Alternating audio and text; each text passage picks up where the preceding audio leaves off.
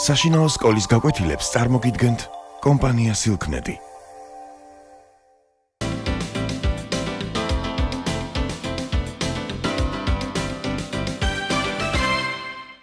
მოგესალმებით.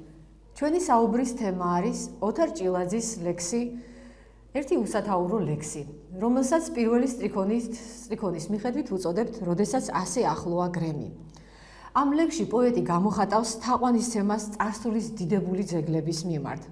ლექსში გრემი სიმბოლოარი მთელი ქართული კულტურისა, ქართული ხელოვნებისა, რომელიც ადასტურებს ქართველი კაცის დიდ რწმენას, ნიჭიერებას და შრომის მოყვარეობას. ხელოვნების ძეგლებთან მიახლება საზოგადოდ იწვევს ამაღლებულობის განცდას. ასეა წარმოჩენილი ამ ლექსშიც. წაგიკითხავთ ლექსს. როდესაც ასე ახლოა გრემი, მეც მინდა ვიყო უფრო მაღალი, რომ დაინახონ ჩემში ან ჩემით რაღაც ახალი, სუნთლად ახალი. და თუმცა გრემი არის ბებერი, არის დაღლილი და დანგრეული. მე მაინც მამღვრევს ეს სექტემბერი, როგორც საყვარელ ქალის სხეული. მე მაინც კეთილ ფიქრებით მავსებს, სახე გაპობილ კედლის ალმური. და უკვე ვიცი, რად მიყვარს ასე, ვაზიც, ჩუქურთმაც და სალამურიც. მე ყველაფერი მომწონს და მიყვარს, მე ყველაფერი მგონია ჩემი, როდესაც ასე ახლოა გრემი, როდესაც ასე ახლოა გრემი. მართლაც ულამაზესი ლექსია და აღვიძრავს ძალიან ბევრ ფიქრს, გაგვახედებს წარსულისაკენ. გრემი ქართული ხუროთმოძღვრების გამორჩეული ძეგლია. იგი მდებარეობს ყვარლის რაიონში, სოფელ გრემის აღმოსავლეთით. გრემის ეკლესია მაღალ გორაკზე დგას. იგი ააგო კახთა მეფემ 1565 წელს. ეკლესია ფრესკებით არის მოხატული. ერთ დროს ისტორიული ცნობების მიხედვით, გრემი ყოფილა კახეთის მეფეთა საჯდომი. ძლიერი, კეთილმოწყობილი და ხალხმრავალი ქალაქი. მაგრამ მისი დიდება დაეცა მე-17 საუკუნეში შაჰ აბასის შემოსევების შედეგად. გრემის ეკლესია მთავარანგელოზთა მიქაელისა და გაბრიელის სახელზეა აგებული. ლამაზია თვითონ ეკლესია, მაგრამ არანაკლებ ლამაზია მისი შემოგარენიც. ერთხელ ნახავდა არასოდეს გაქრება იშთაბეჭდილება, რომელსაც მისი ნახვით მიიღებ. ოთარ ჭილაძე ერთ წერილში წერს: მას უნთქეთ ჩემი სამშობლოს სურნელი. ხურდა არ მინდა, სიცოცხლეს ვიხდი მთლიანად. რაც უნდა პარადოქსულად ჟღერდეს ჩვენს დროში, სამშობლოს სურნელს ვერ გაყიდი. სამშობლო იყიდება, მისი სურნელი კი არა. სურნელი მაინც აქ რჩება, გამოცარიელებულ სივრცეში, ნასამშობლარზე. აი ასეთი ტკივილიანი სიტყვები დაწერა ოთარ ჭილაძემ. სწორედ სამშობლოს სურნელით არის გაჟღენთილი ეს პატარა ლექსი. მითხარი, როგორი წარსული გქონდა და გეტყვი რა გელოდება წინო. ესეც ოთარ ჭილაძის სიტყვებია, რომელიც ხდება ჩვენ მის უკანასკნელ რომანში გოდორი რომ ჰქვია. მართლაც ოთარ ჭილაძეს ილიასავით სჯეროდა და ილიასავით ფიქრობდა, რომ ერის დაცემა მაშინ იწყება, როდესაც ხალხი თავის ისტორიას ივიწყებს. ამიტომაც თავისი ლექსებით, რომანებით ყოველთვის ცდილობდა, რომ შეეხსენებინა ეს დიდებული წარსული. შეეხსენებინა ქართველებისთვის მათი ვინაობა. როდესაც ასე ახლოა გრემი, მეც მინდა ვიყო უფრო მაღალი, რომ დაინახონ ჩემში ან ჩემით რაღაც ახალი, სუნთლად ახალი. ტაძართან მიახლება ლექსის ლირიკული გმირის სულიერ განახლებას იწვევს. სურვილის სიმაღლისა მეტყველებს უპირველესად ზნეობრივ განწმენდასა და ამაღლებაზე.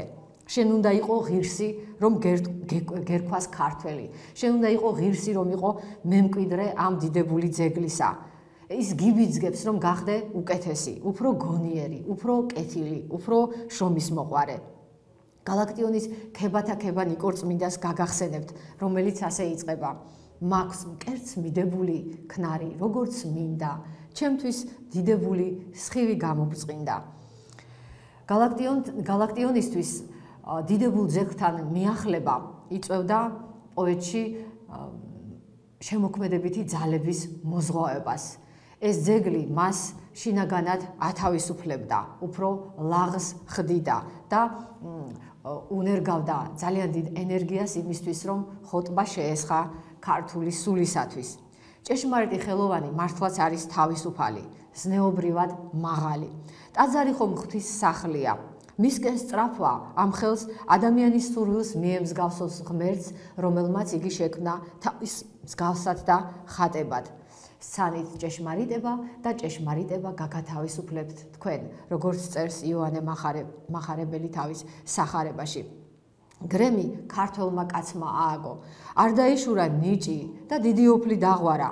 ამიტომაც სურს ლირიკულ გმირს, რომ თვითონაც იყოს ღირსი წეღანაც აღნიშნეთ ქართველობის სახელის ტარებისა. მასაც უნდა რომ რაღაც შექმნას, რაღაც გააკეთოს, რათა მისი სახელიც დარჩეს ისტორიაში. ასეთი დიდი ძალა აქვს ხელოვნებას. იგი კაცის გულში ბადებს სიკეთისა და სიყვარულის, მომავლის რწმენას. და თუმცა გრემი არის ბებერი, არის დაღლილი და დანგრეული, წერია ლექსში. ლექსი ჩვენ წინ აცოცხლებს გრემს, რომელსაც ასეთი ეპითეტებით წარმოაჩენს პოეტი. იგი არის ბებერი, დაღლილი, დანგრეული, რაც იმას ნიშნავს, რომ ძველი დიდების ნაკვალევიღაა შემორჩენილი. ბებერსა და დაღლილს მხოლოდ ადამიანზე იტყვიან. ასე რომ ამ ეპითეტებით პოეტი გრემს წარმოაჩენს როგორც ცოცხალს, როგორც ძალიან მშობლიურს, ახლობელს, რომლის წელთა სიმრავლე იწვევს ჩვენს წუხილსა და დაღონებას. თუმცა ადამიანისაგან განსხვავებით, წელთა სიმრავლე გრემისნაირ ძეგლებს მაინც ვერაფერს აკლებს. ისინი თითქოს დროის წარმავლობას ეწინააღმდეგებიან. ამიტომაც არ კარგავს გრემი ადამიანზე საოცარი გავლენის უნარს, კვლავაც აღელვებს თავის მნახველს და აღტაცებაში მოჰყავს. ამ განცდას ასეთი შედარებით გამოხატავს პოეტი. მე მაინც მამღვრევს ეს სექტემბერი, როგორც საყვარელ ქალის სხეული. აქ მნიშვნელოვანია ისიც, რომ სექტემბერია, შემოდგომაა, ფოთოლცვენისა და ჭკნობის დრო, რაც უფრო ამძაფრებს სიბერისა და დაღლილობის შეგრძნებას, მაგრამ მთავარია, რომ გრემის გავლენა არც ამ კანონზომიერებას ემორჩილება. იგი ნებისმიერ დროს აღელვებს, ამღვრევს ადამიანს. ამღვრევა იმაზეც მიანიშნებს, რომ უამრავ ფიქრს აღუძრავს და საქართველოს წარსულზე, აწმყოსა და მომავალზე დააფიქრებს მნახველს. მე მაინც კეთილ ფიქრებით მავსებს. სახე გაპობილ კედლის ალმური და უკვე ვიცი, რად მიყვარს ასე. ვაზიც, ჩუქურთმაც და სალამურიც. მეტაფორით სახე გაპობილ კედლის ალმური საოცარი ხატოვანებით წარმოჩნდება გრემის ტაძარი. თითქოს ვხედავთ, როგორ ელვარებენ მის კედლებზე ჩამავალი მზის მეწამული სხივები. სახე გაპობილია იგი, როგორც ომში ნაომარი ვაჟკაცი. ამიტომაც არის, რომ მნახველში აჩენს სიამაყის გრძნობას, იმედითა და რწმენით, კეთილი ფიქრებით აღავსებს მის გულს. ამ კეთილმა ფიქრებმა ადამიანს უნდა მისცენ ძალა, რომ თამამად უშიშრად შეებრძოლოს დროის უკუღმართობას, ბოროტსა და უკეთურს. სამშობლოს სიყვარული საერთოდ თანდათან ჩნდება ადამიანის გულში. მაგრამ ამ სიყვარულის გაცნობიერება მხოლოდ მაშინ ხდება, როდესაც ადამიანს გონების თვალი აეხილება. სამშობლოს სიყვარული ნიშნავს ძალიან დიდ ტვირთსაც, ძალიან დიდ პასუხისმგებლობასაც, იმიტომ რომ გიყვარდეს სამშობლო ნიშნავს, რომ იცოდე მისი ისტორია, კულტურა, ფოლკლორი, ლეგენდები, მითები, ზღაპრები, ხალხის ზნეჩვეულებანი. ასე რომ ეს სიყვარული არის წეღანაც აღნიშნეთ დიდი ტვირთი, იმიტომ რომ ამაზე დიდი ენერგია უნდა დახარჯო, რომ ეს ყოველივე შეისწავლო. და ეს არის ყოველი ქართველის მოვალეობაც. როგორც ტიციან ტაბიძე წერდა, დაუბადებულ ვარ, რომ ვიყო მონა და საქართველოს მედგას უღელიო.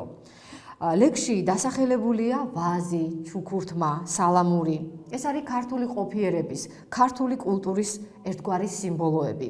თითოეული არის ცალკე სამყარო. თითოეულზე შეიძლება ძალიან ბევრი საუბარი და თითოეული ავლენს ქართველი კაცის სულიერებას, მის დამოკიდებულებას ცხოვრებასთან, სიცოცხლესთან, სამყაროსთან. ისინი ავლენენ ქართველი კაცის ფიქრსა და ოცნებას. მინდა გაგახსენოთ, რომ ვაზის ნასხლევისაგან შეკრა წმინდა ნინო მჯვარი და ამ ჯვრით გააქრისტიანა მთელი საქართველო. ჩუქურთმაში გამოხატა ქართველმა კაცმა მზისა და სიცოცხლის სიყვარული, ხოლო სალამურის წმინდა და სადა ჰანგებში მოაქცია თავისი ნატრა და ოცნება. ღმერთი სიყვარულია, წერს იოანე მახარებელი. ეკლესია ამ სიყვარულის მატერიალიზებული ფორმა არის და სახეა. ამიტომაც ტაძართან მიახლებისას დიდი სიყვარულით ივსება პოეტი. ეს სიყვარული არის მისი მხსნელი და გადამრჩენი. ეს სიყვარული თითქოს მთელ სამყაროს იტევს. პოეტს ეუფლება საოცარი სიამაყის განცდა, რომ ასეთი მნიშვნელოვანი განძის ფლობელია. მე ყველაფერი მომწონს და მიყვარს. მე ყველაფერი მგონია ჩემი, როდესაც ასე ახლოა გრემი, როდესაც ასე ახლოა გრემი. ლექსის ბოლოს პოეტი ორჯერ იმეორებს ლექსის დასაწყის სტრიქონს. თითქოს წრე იკვრება. გრემის სიახლოვე ღვთის სიახლოვეა, რომელიც საოცარი სიხარულით, საოცარი მადლითა და ნეტარებით აღავსებს პოეტის სულს. ერთ წერილში ოთარ ჭილაძე წერს: არ არსებობს ეპოქა, საინტერესო რომ არ იყოს ნებისმიერი შემოქმედისთვის, მაგრამ არ ამგონია ავტორი თვითონ ირჩევდეს ამა თუ იმ ეპოქას თავისი ნაწარმოებისათვის. აქ ჩემი აზრით გადამწყვეტი მნიშვნელობა ენიჭება მაინც შემთხვევითობას. მაგალითად რაიმე ნივთს, ძველი წერილის ნაგლეჯს, ჩრჩილით შეჭმულ კაბას, ან და სხვა ამგვარად ერთი შეხედვით უმნიშვნელო წვრილმას.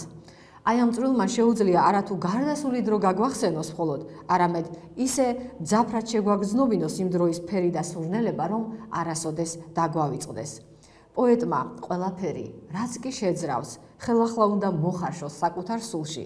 ყველა ჭეშმარიტი პოეტი თავისი ეპოქის ღვიძლი შვილია და გულუხვად და პატიოსნად უბრუნებს ხალხს, რაც უნახავს და რაც განუცდია. მის მიერ შექმნილი სინამდვილე გაცილებით უფრო ცოცხალი და საინტერესოა, რადგან მისივე ვნებებით არის გამდიდრებული. ოთარ ჭილაძე თავისი ეპოქის ღვიძლი შვილი იყო და კარგად იცოდა კულტურული მემკვიდრეობის ფასი. იმისიც ჯეროდა, რომ ქართველობას წარსულში შექმნილი ძვირფასი ძეგლები განამტკიცებდნენ. გმადლობთ ყურადღებისათვის.